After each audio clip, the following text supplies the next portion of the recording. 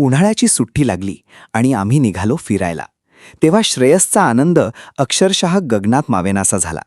फिरायला जायचं म्हटलं की तो एका क्षणात तयार होतो. बॅग भरायच्या आधीच दाराबाहेर उभा राहून चल ना लवकर असं म्हणत सगळ्यांना घाई करतो. आणि मग सुरू झाला आमचा वाई, पाचगणी, महाबळेश्वरचा सुंदर प्रवास. ढेबेवाडीहून सकाळीच आम्ही प्रवासाला सुरुवात केली. रस्त्यातील वळणं, हिरवागार परिसर आणि थंडगार वारा अनुभवत काही तासातच आम्ही पोहोचलो आमच्या पहिल्या प्रेक्षणीय स्थळी, सुंदर आणि ऐतिहासिक वाई शहरात. सातारा जिल्ह्यातील कृष्णा नदीच्या काठावर वसलेलं वाई हे शहर दक्षिण काशी म्हणून ओळखलं जातं. इथं 100हून अधिक प्राचीन मंदिरे आणि सुंदर घाट आहेत. पेशव्यांच्या काळात वाई हे एक महत्त्वाचं धार्मिक आणि सांस्कृतिक केंद्र मानलं जात होतं.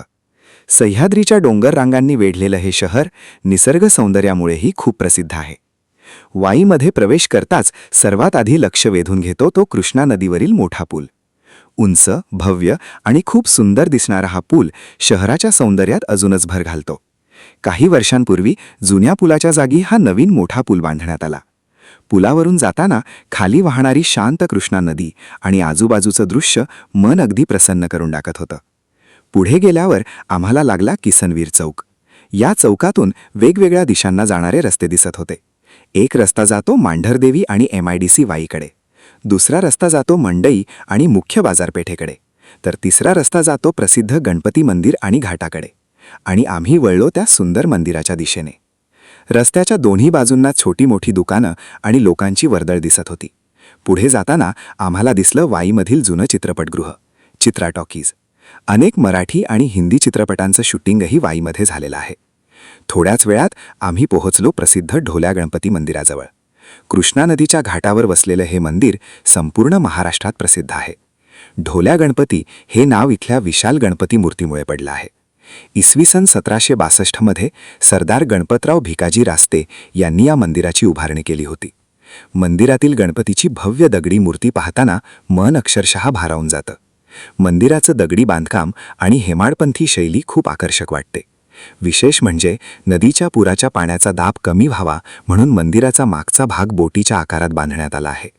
मंदिराशेजारीच काशी विश्वेश्वराचं प्राचीन शिवमंदिरही आहे.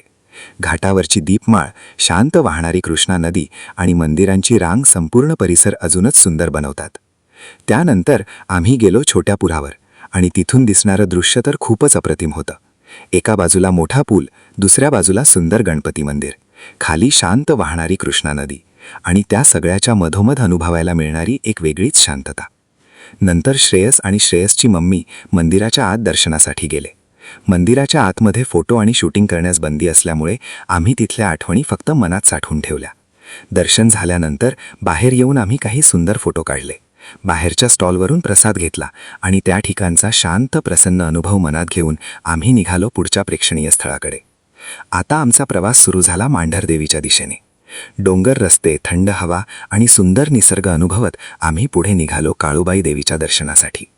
तर मित्रांनो, या व्हिडिओमध्ये आपण पाहिलं वाई येथील सुंदर ढोल्या गणपती मंदिर, कृष्णा घाट आणि ऐतिहासिक परिसर. पुढील भागात आपण पाहणार आहोत मांढरदेवी येथील प्रसिद्ध काळूबाई देवी मंदिर आणि तिथला रोमांचक प्रवास. त्यामुळे वाई, पाचगणी आणि महाबळेश्वर ट्रिपमधील पुढील व्हिडिओ नक्की पहा. आणि व्हिडिओ आवडला असेल तर लाईक, शेअर आणि चॅनलला सबस्क्राईब करायला विसरू नका.